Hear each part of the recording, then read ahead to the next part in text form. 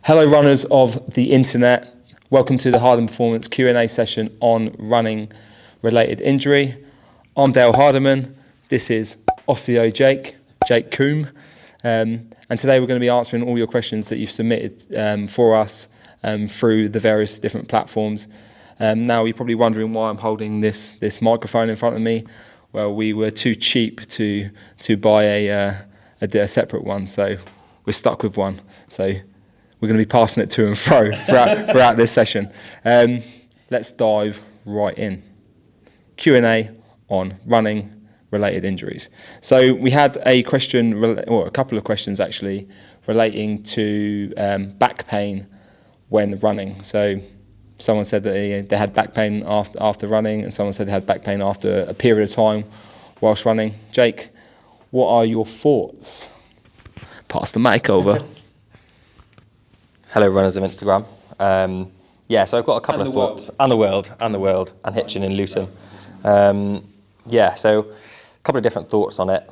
I think we have to be a bit careful when we're getting into things that are a bit biomechanical generally. But I think in this sense, it's kind of quite useful.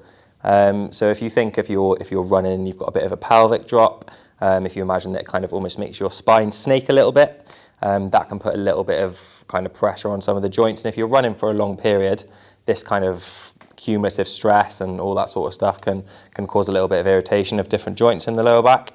So that would kind of explain some of the symptoms.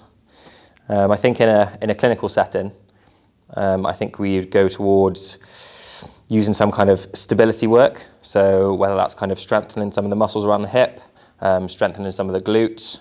We know that can sometimes be beneficial for decreasing some of that pelvic drop, and that can potentially resolve some of the symptoms. I don't know whether you've got anything to add, Dale? Yes, I do. Like Jake said, I think sometimes we probably need to be a bit careful being overly biomechanical in relation to injuries. It's certainly the easiest thing to do, the low-hanging fruit. But specifically in running, biomechanics are really important. You know, you're doing a activity which is very repetitive, often for long periods of time, and for that reason, the biomechanics of the area do make a difference. So structures can be overloaded, like Jake said. Certainly when you're going for longer durations, or you're doing stuff like on uneven terrain, off-road or up hills, etc. So I like to always look at the hips and the glutes as well. I think that definitely has some benefit for the patient.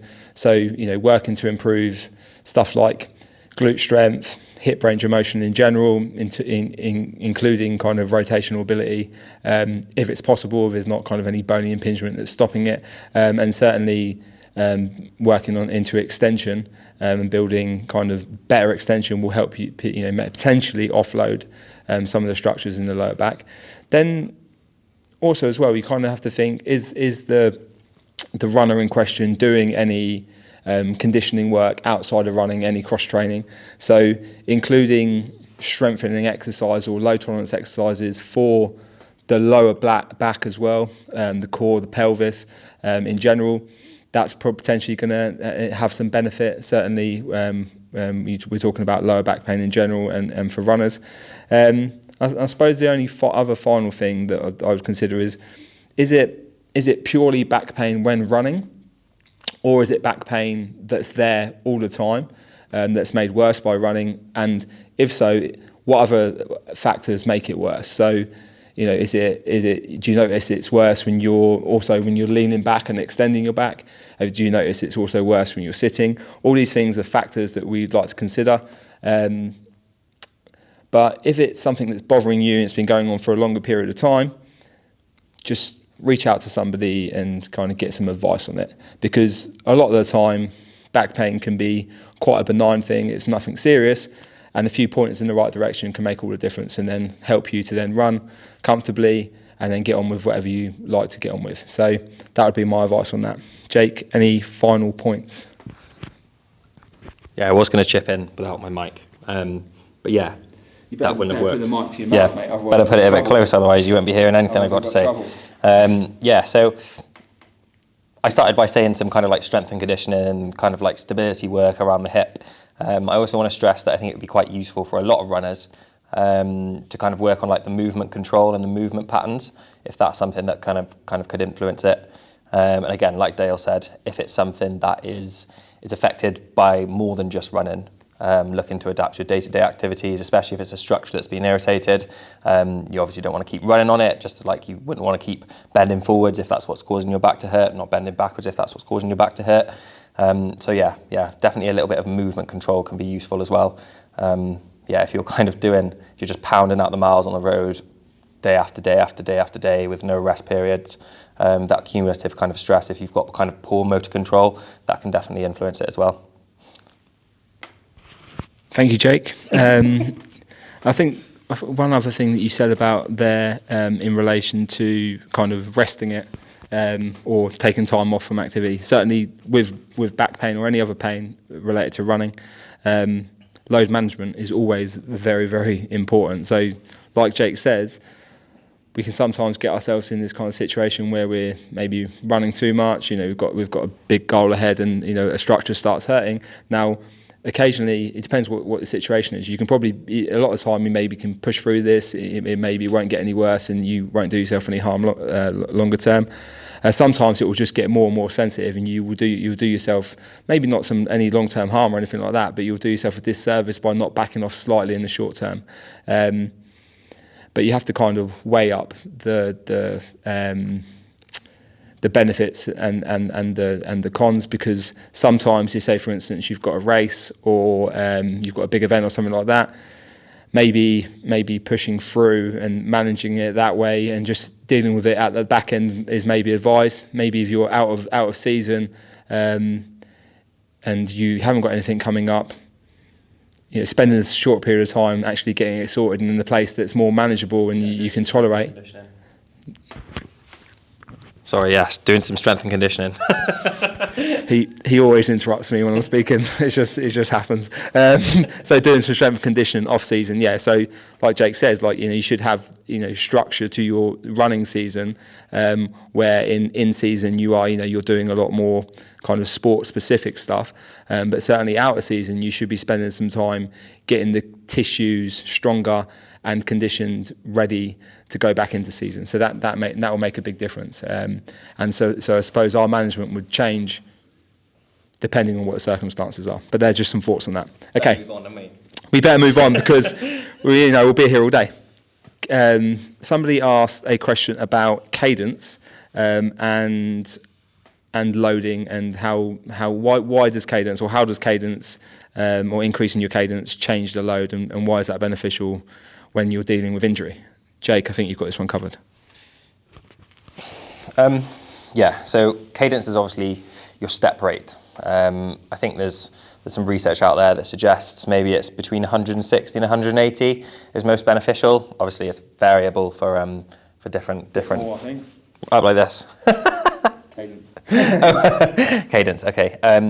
So that's obviously differing depending on the individual. But essentially, if you've got a low cadence, quite often it means that you're overstriding or heel striking. Just that motion that you've got will cause a little bit more of a ground reaction force, and it can put a lot of stress on a lot of different areas. Adapting the cadence can be really good for things like if you've got Achilles pain, plantar fascia issues, if you've got patellofemoral pain, so pain around the kneecap. Just decreasing that can kind of decreasing the stride length can decrease some of the pressure put on the patellofemoral joint. I'm not sure I've got too much else to add on cadence. It's quite a hot topic, isn't it? It seems more popular, definitely. I think if we had this conversation maybe a few years ago, nobody would know what we were talking about. But cadence, it seems to be a theme at the moment that we can certainly change the loading relationship by changing the cadence, and in a lot of injuries, or if we're trying to prevent injuries as well, that decrease in load can certainly help with pain, and we can keep people running with less pain, which is definitely beneficial. I don't think there's that much to add. I think we have covered some stuff in our Shin Splints masterclass, about how you can you can play with cadence and try and adapt it. It's not. Yeah. Shame. He said, shameless plug. Yes, of course. Watch my Shin Splints masterclass. No, but there are lots of ideas. You can also, it wasn't included in that masterclass, but you can also kind of in order to kind of use to monitor your step count even, you can actually have a metronome which beeps every time your foot lands, and it kind of that can get you into a better running cadence if that's something you want to improve. There's lots of technology you can use to track it as well. Jake, what was it you had to say? Because I have all the power over here. I have all the power.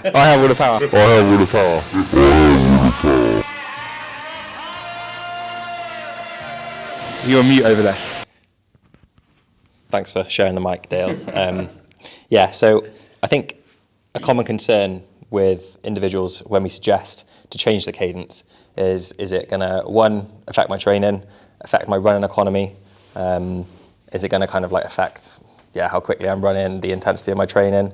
So I think there was some studies done, and it suggests that I think a 10% increase in your cadence doesn't actually affect running economy, and it doesn't all have to be at once. So it'll be quite difficult for those of you who have tried it will know. It's quite difficult to increase your cadence by 10%, especially over a long period of time. So just start by doing it 5 minutes at the beginning of the run, maybe 5 minutes in the middle, 5 minutes at the end, and that'll be kind of enough, and you'll be able to hopefully see some changes. If that isn't enough, then obviously just try and increase the amount of time that you spend at this altered cadence.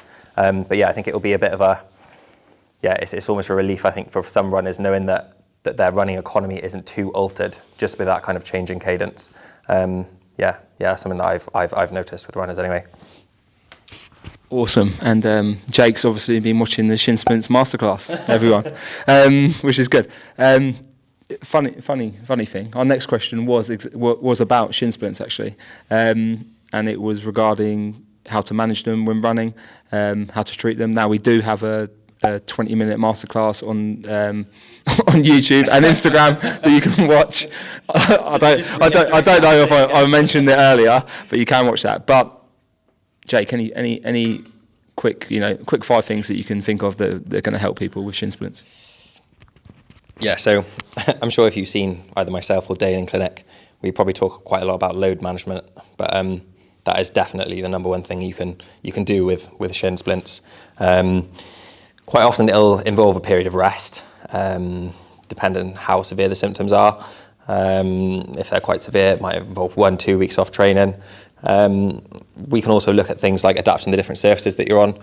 A lot of people kind of think that running on softer surfaces equal less stress on the joints, which kind of makes sense. But sometimes it means that you're actually in contact with the ground for longer, and that actually has a bit of an adverse effect. So we can look at things like that, but the main one is definitely load management. Again, if you see us in clinic, we might apply some passive modalities, maybe depending on your biomechanics. Again, we don't want to get too bogged down in biomechanics, but for some people it might be more suitable to use some sort of orthoses, so some kind of implants in the foot, in the shoe, not in the foot. Maybe some gel insoles. But the main one is definitely load management, decreasing some of the stress that's going through the structures. That's kind of the only real way to kind of progress. Yeah, and in terms of load management, a few ideas which you can use. You might want to play with the volume of your running. You might want to play with the frequency of your runs. You may want to alter the speed, so decrease it. You may want to take out hill work, take out work that you're spending time on uneven terrain, so off-road work. All of those can change your loading relationship and help you manage your load a little bit better. And then obviously there's lots of rehab type exercises that you can then use to kind of recondition the tissues and introduce load and build more resilience in the tissues that are local to the area, and certainly in the whole chain leading up the leg into the thigh and the hip, and into the pelvis as well, which is going to help you manage load as you run moving forward. I think the key message there is kind of like longer term. Most people need to have some form. Well, I would argue everyone should have some form of strength and conditioning if they're going to take their running seriously. Super important. Other things for Shin Splints. if your footwear is important, so get a pair of comfortable running trainers. That's should be a focus. And then if you're super heavy, consider losing some weight. I mean, it's if you're going to run and you're super heavy, you're going to put a lot of load through your joints. There's real robust evidence about this in regard to shin splints. So consider losing some weight. It's tricky, I know. But you can do some exercise to keep you conditioned whilst you're not running, like cycling, something like that. It's going to keep your cardiovascular system conditioned. It's also going to keep your legs conditioned. If you're not able to run, and it's also going to burn calories. It's going to help you with weight loss if need be. But that's all things like that are going to help out significantly. But one final point on that. We've got a 20-minute Shin Splints masterclass on YouTube. So check it out. And it's also on Instagram. Okay, next question, Jake. I know you're excited, I can tell. This was an interesting one. So we've got someone who's asked a question about how to engage their posterior chain more, because they feel as like they're loading their quadriceps up more when they run, in relation compared to their posterior chain. Now, I'm going to answer something quickly. This is a tricky question to answer. Definitely a tricky question to answer. But I'd love to hear Jake's thoughts on it quickly. Okay, so yeah, as Dale said, it is a bit of a tricky one to answer. I think if you're feeling it a lot in the quads, which I think is the tendency when you run, just because of how running is as an activity, I think some cues can be useful. Cues are probably the main one. Maybe some kind of, I use this term very, very loosely. I'm leaving myself open to some quite significant criticism by using this word, but some activation.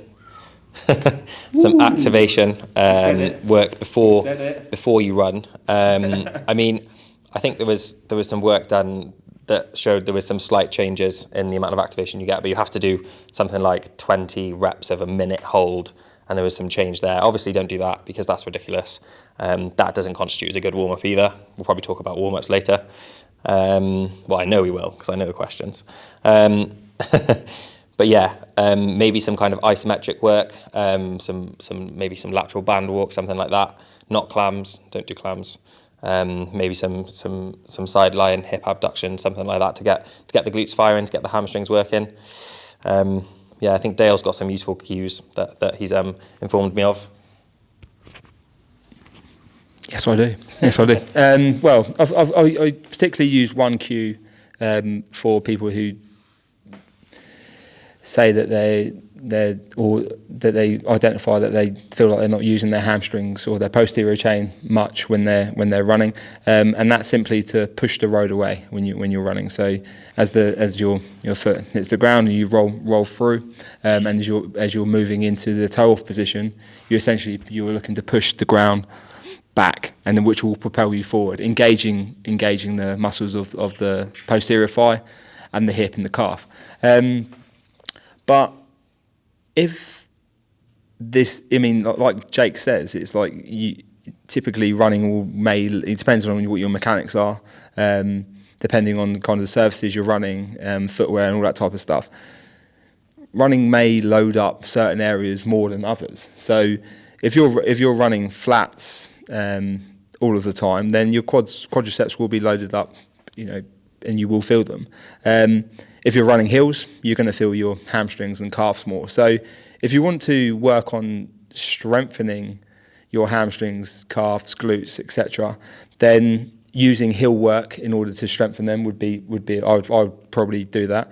And then you can add in some accessory stuff in your strength and conditioning to condition those tissues to make them stronger.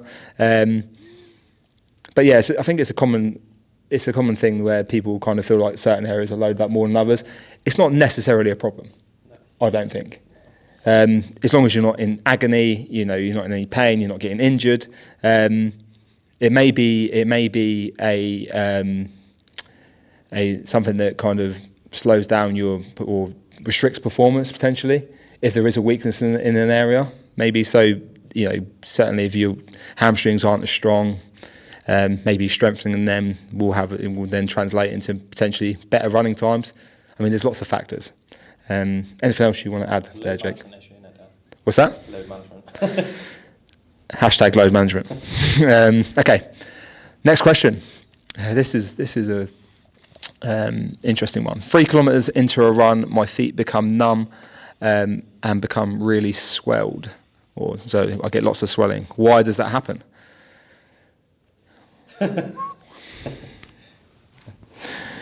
Jake's got this. Thanks, Dale. This is a really simple question to answer. So, I mean, there's a lot of things that could potentially be going on here. Obviously, it's difficult to tell without a bit more of the story. Need a bit more information really to kind of accurately tell you what is going on. Could be some kind of like mobility issue. Could be more like vascular. Was it numbness? Numbness and swelling. Numbness and swelling. Okay, so 3 kilometers into a run. 3 kilometers into a run, numbness and swelling. Okay, so very specific, right? Yeah, quite specific. So I mean, you could maybe looking at something like a compartment syndrome, something like that. That can cause numbness. Can cause a little bit of swelling as well. Perhaps the fact that it's always 3 kilometers in could mean something as well. But again, we need to know a lot more about this. We need to know a bit more about the person as well. If there's any underlying health conditions, etc., etc. I think, to be honest, with something like this, a Q&A is not going to give you a good enough answer. I definitely recommend you get this checked out by some kind of professional, Hardiman Performance. or just go and see anyone. Yeah, or literally anyone. Yeah. We are good. But if you don't, go and see. Yeah, go see someone that can give you a bit more information about this. Yeah, that would be my main piece of advice. Yeah. To be honest, I literally have nothing else to add. I think, I would literally, if this is such a, I mean, if you're getting numbness and swelling when you're running, it's not great, is it? It's not ideal. I would go and get it checked out. I mean, there's a chance with most things, and there's normally nothing significantly serious going on. But with this type of thing, you've got so many potential causes for swelling, for numbness, that getting assessed. I mean, you get assessed. You can save yourself a whole lot of trial and error, and a lot of pain and numbness, and if more numbness, more swelling. Yeah, more swelling. Like, it's just and you can get assessed, figure out a plan to get better, and then you'll be back on the road properly in no time. So definitely go and see someone locally if you can. That's about the best advice we can give on that. Okay, so somebody has asked us about warm-up drills. What do we recommend? What do we do for our warm-ups? That type of thing, specifically to do with running. Jake, what do you think? Okay, so warm-ups. Yeah, they can be quite overcomplicated, I think. I said earlier, activation, bit debatable. I think I was saying earlier before we started recording, maybe pre-GCSE physical education, when I was doing that, a warm-up should get your heart rate up, should get you maybe a bit sweaty. In my case, probably a bit sweaty. But yeah, that's kind of the main aim of a warm-up, to get the muscles moving, especially if you've been sedentary all day. I know it's the case with a lot of runners. Running is a good activity for you to do. You get up, you go run, you come home. You don't have to travel anywhere. Doesn't take up all that extra time that maybe going to the gym does, or going to the swimming pool. You can get it done quickly. So sometimes it is a case of you going from being sedentary to running, and that kind of short period of time is it's not good in terms of injury prevention. We need to kind of introduce ourselves a little bit to the movement before we actually start doing it. So you can really kind of pick whatever you want. If you feel like you've got some muscle weakness, like we were speaking about the hamstring earlier, maybe for that person they might want to do some single leg glute bridges, something like that, just to get the hamstrings firing. Someone who maybe feels like their quads aren't working that hard, they might want to do some squats. People like me who've got really small calves, and like Dale actually, They might feel like they want to do some calf raises before they run. I actually do some calf raises before I run. Probably doesn't do anything for me. Makes me feel like I'm using my calves a bit more. Calves don't really do that much throughout the day. I mean, they're working all the time, but I'm not doing calf raises throughout the day. So a couple of calf raises before I run gets the muscles activated. Makes me feel like I'm using them a bit more when I run. I do some squats, I do some lunges, and I maybe just do a bit of gentle run. And then I actually go for let my heart rate calm down again. Blood's flowing, then I run. That's kind of my warm up. Yeah. So my warm up is literally just running. So I'll if I'm going to go for a 12 mile zone 2 run, what I'll do is I'll maybe run. I'll run 5 minutes in zone 1, and then go straight into the workout, and then to cool down, I'll run another 5 minutes in zone 1. If I'm doing a higher intensity workout, like I'm doing intervals or sprints or something like that, my warm up's going to probably be a little bit longer. I'm going to slowly build up my speed, and then take it back down again. Then probably the next set I'm going to build it up a little bit more, and then take it back down again, and then slowly work up to a more intense pace. I certainly don't want to go out completely cold and just try and sprint on completely cold, because it's so it's some people could probably do it. I can't, so I would definitely get injured if I did that. But I think the point of the whole warm-up thing is like there's so much debate around it. Lots of people overcomplicate it. They think they need to do a million and one things, when actually every idea is good. What you're trying to do is you're trying to get your heart rate up, not too high. You're not trying to max yourself out in the warm-up. You're not trying to burn yourself out. You're trying to get your heart rate up, let your heart rate then come back down a little bit. You maybe want to get the legs warm, etc. So doing the activity that you're trying to do. So in terms of running, doing some running. But then you want to then go on to your working sets, and that's how for me that's how I see it. I think it's quite simple. There's lots of other sort of drills and stuff you can do for running. In terms of gait mechanic drills, basically running specific drills, and you'll see them all over the internet. And once again, I think they're good. But personally, for me, I don't think it has to be that complicated.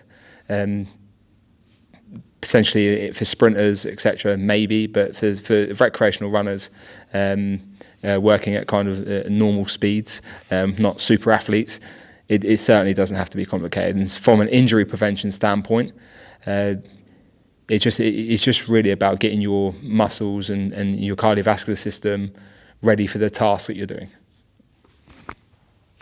Sorry, Dale, just one more thing to add. So, I mean, you've got a contrast of two runners here. I mean, I wouldn't even class myself as a runner, okay? I rarely run more than kind of 5 kilometres. Maybe I'll run 7 or 10 on a good day. And then we've got Dale, who's training for an Ironman. Okay, he obviously does a huge amount of running in comparison to me. And then if you look at it kind of on the face of it, you'd almost say that maybe my warm-up is a bit more meticulous than Dale's. But essentially, we're both doing exactly the same kind of thing with the same sort of end goal. Dale's probably less injured than me. And yeah, I mean, I think when you do cross it to some kind of training, so the best thing you can do is kind of do a little bit of the activity that you're gonna do at a lower intensity. So like Dale said, if you're going to do a zone 2 run, do a zone 1 run to start with. If you're going to do some heavy bench press, do some lighter bench press to start with. Build it up. So yeah, I think that's my main point. Even though Dale would just do some running, he's probably I know he's a much better runner than I am. And he's probably less injured, so it probably doesn't make too much difference as long as you're getting the muscles moving and you're getting yourself warmed up. Yeah, and I think the final point is on that is that lots of people are going to have different ideas on what they feel like a warm up should be, and they're probably all right. Yeah. You can literally do whatever you want in the warm up. You just need to get the tissues ready for whatever you're trying to do, the task. So, like, there's no right or wrong way to do it really. So, but I just like to keep it as simple as possible. It helps me manage everything else in my brain. Okay, yeah, so go on, mate. Go on. I'd just like to say that I'm not bashing anyone's warm-ups. Everyone's warm-ups are great. Yeah. Jake's bashing people's warm-ups again. Is why do my hamstrings sometimes feel heavy when running? Okay, this one's also could be an endless question, but we'll see what Jake's got to say about it. It's a pretty difficult question in that, there's a lot that could be going on. It could also be like not a lot going on. So, I mean, it could mean that I don't know. I don't know this person who's asked this question, so it's kind of difficult to say. I mean, if this person was someone who does a hell of a lot of strength training and currently they're doing a lot of deadlifting, things that put a lot of stress on the hamstrings, could be a fatigue issue. If you're a runner and you're doing strength and conditioning, you've got to be quite careful with, again, load management. Making sure that you program enough rest time and effective rest time. I think that'll be my main point. It's difficult going off that short question to find out exactly what would be going on. I think that would be my thought process. Some kind of fatigue element, kind of overworking. Or, I mean, you could go down the opposite route of the hamstrings aren't very strong, and then in that case, do some strength conditioning. Yeah. Yeah, I think that's pretty much it covered it, isn't it? It's like it's either going to be it's either going to be a fatigue issue. Yeah. So it's going to be something, probably it's a training error, right? Yeah. Probably. So overall, it's probably load management, like to probably. I mean, it's difficult to say with such little information, but probably either too much training, too much volume. So you're sometimes feeling fatigue in your hamstrings. They're not recovered. Now, if you're not in any pain, then maybe it's not too much, right? It's just that you're feeling awareness of hamstrings when you're running. Now, there's plenty of times, I'm going to be honest, that my legs feel fatigued when I'm running, and it's not an issue. Yeah. My calves feel fatigued a lot. My quads.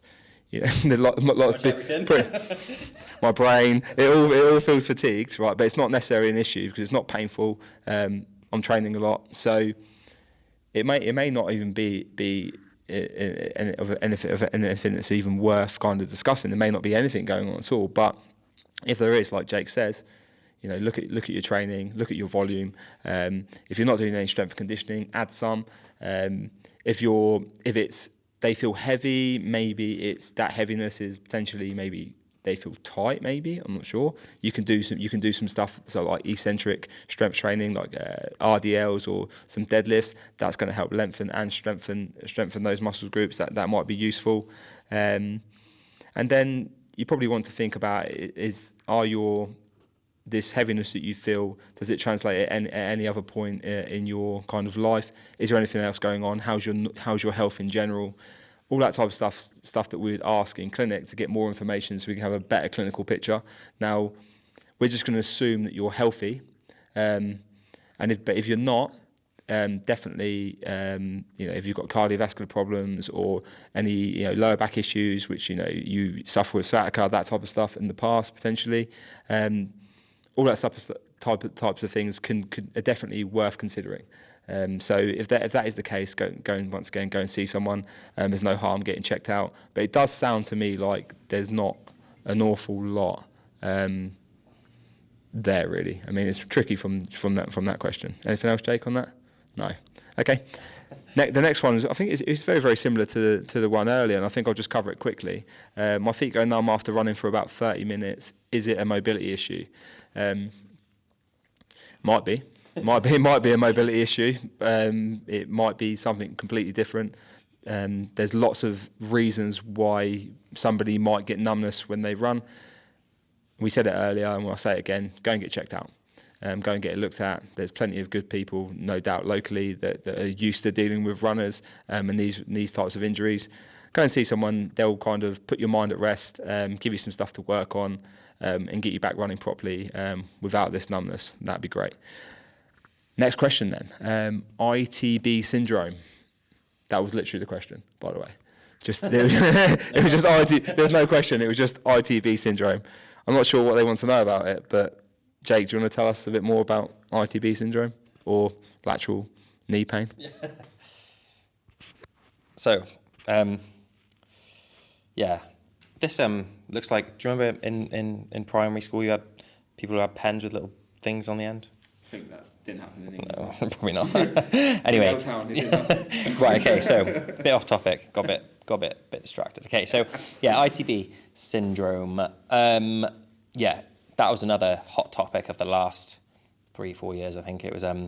Yeah, everyone used to kind of have ITB issues, and lots of people were diagnosed with ITB issues. Used to think that we just stretch it. We now know that we can't really stretch it.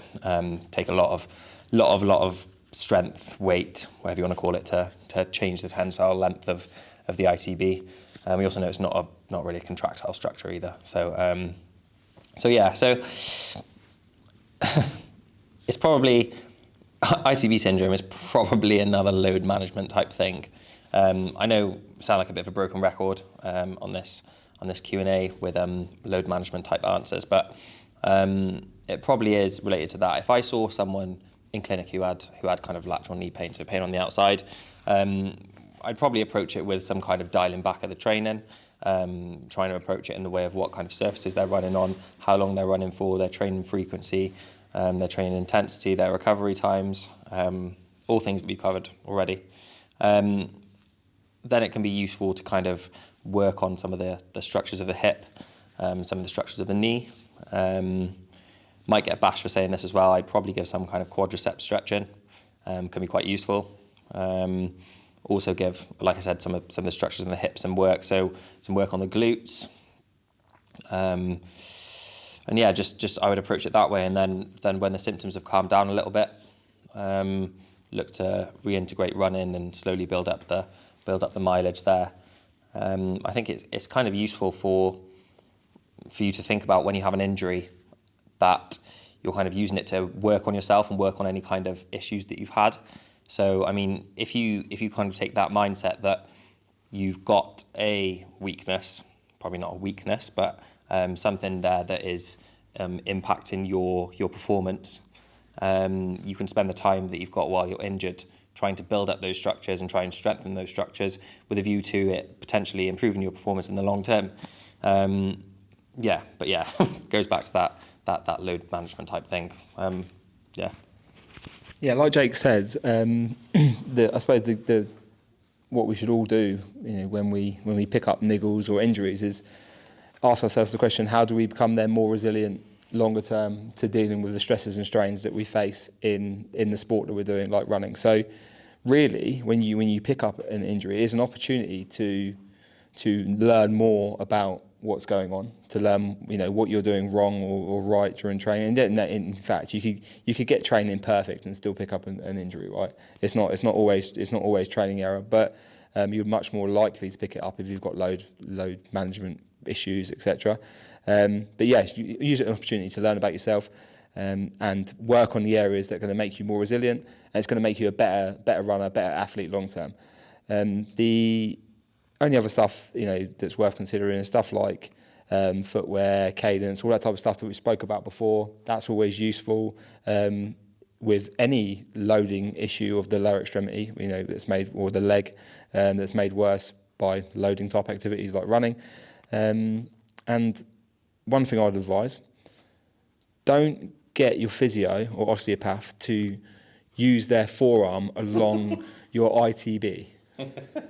It's literally ask what they're doing. Yeah, or ask them what the hell they're doing, and ask them why they're torturing you unnecessarily. There's no requirement for it at all. Like Jake said, it's not a tissue that particularly stretches very well. They're not going to change the length of it by doing it. If they're saying it's short, you're going to hurt in the process, probably cry, and I would do if someone did that to me. And it's just unnecessary torture. There's just no requirement for it. Now, manual therapy in general may, without the torture, may help with sensitivity, with pain, that type of thing when you're struggling with kind of lateral knee pain issues.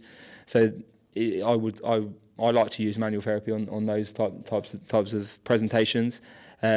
But I'm certainly not looking to torture any of my patients. Certainly not looking to make them cry. And I always found it funny when I was a sports massage therapist. I'd be like doing like some massage work, and the person would be like, oh, you can go harder, and there's this like perception that like that pain, no gain, and you need to be tortured for manual therapy to be helpful. Now that's not the case at all. You don't have to. Still get that. You can go harder. Yeah, exactly. Still, and I think I've heard stories where people have they've come into me and gone, oh yeah, I went to see someone and they done this like really deep tissue work on my legs, and I was in agony for about 2 weeks, and then then after that I was okay. I'd never been better, and I'd have to bite my tongue in these situations, be like, oh, well, that sounds good. It wouldn't be my approach, but each their own. Okay, so lots of things you can be doing for lateral knee pain, but certainly broken records that we are, load management is the biggest one. Okay, we've only got 2 more questions. Yeah, so and if you're still here, congratulations. Yeah, so if you're still here, yeah, thank you for sticking around. Okay, this one's a good one, and this is probably my favourite question actually. What is your favourite protein bar? And I thought that was a good question. Now I'm going to answer this one first. My favourite protein bar is the same as my favourite chocolate bar, and I love Snickers. Okay, Snickers is my favourite chocolate bar, and a chocolate bar combined with a protein bar is probably the best thing that ever existed. So the only problem is with it, and Snickers, if you're listening, you need to up the protein content. I don't need to be buying 2 protein bars at one time. I just want to buy one, so increase the protein content. I'm happy to pay a little bit more, not double, but a little bit more. So, but double the protein, please. Jake? Okay, I feel like, as I've heard on every other podcast, other protein bars are available. I can't believe you didn't get in with that. I can't believe you didn't start with that. Snickers, please some protein bars. So, yeah, Snickers protein is a good one. I think they're called Refuel, something like that, or Refill. Fulfill protein. There's like a salted caramel or chocolate fudge brownie flavour, and that's about as good as I've tasted. I think with protein bars, you just got to kind of take it on the chin. They're probably not going to taste as good as proper chocolate bars, which is a bit of a shame. You're probably going to get that kind of like slightly chewy texture, but the flavour's pretty good in the Fulfill ones. Quite like the My Protein brownies. They're decent. Yeah, they're good value as well. Yes. Yeah, very good value. Much cheaper than Snickers. Yeah, good question. Great question, whoever you are. Yeah, and once again, if we stick to Snickers, Snickers ice cream is potentially the best thing that's ever existed. And I can't have many of them at the moment because I'm trying to drop weight for this Ironman. Right, okay, one final question. It's not really a question, it's more of a statement. Oh, well, so it is a question, I suppose. Why do I run like a juggernaut? Why do I run like a juggernaut? And the guy that's asked this question runs like a juggernaut because he's an absolute unit of a man. And unit guys, people that are units, they run like juggernauts. We don't know. Me and Jake don't run like juggernauts, unfortunately. I don't really run at all. Jake runs a little bit. I don't think I particularly glide like some runners. Bearing in mind, I may be getting controlled falling, isn't it? Yeah, it is. I'm getting skinnier, but I'm not skinny enough yet to be a proper runner. Yeah, I think we've literally answered all the questions now. Hopefully, you guys at home and girls, of course, have found some use in that. Now we are going to be doing monthly Q&As. Next month we are leading with a cycling specific injury month, so we'll be doing questions specifically around cycling injuries. So if you're a triathlete who's listening to this or watching this in regards to your running, tune into that, get your questions over to us, we'll be happy to answer them. Thank you for joining us. Thank you for watching. If you found any of the information useful, feel free to share it with your friends who may find it useful as well. Jake, have you got any final points for anyone that they need to take away from this Q&A session? no final points. I'd just like to say thank you for watching if you've made it this far. Hopefully you found it useful. Tune in next month, I guess. Actually, hopefully we'll have 2 mics, maybe even a proper mic. We're going to invest in another mic. That's what's going to happen. So next time, it will be even better. No. Okay, yeah. No. So thanks for listening. Thanks for watching. I'm Dale Hardiman, Jake Coombe from Hardiman Performance. That was the running injury Q&A, and we'll see you at the next Q&A or on our social channels at some point. Thank you for tuning in.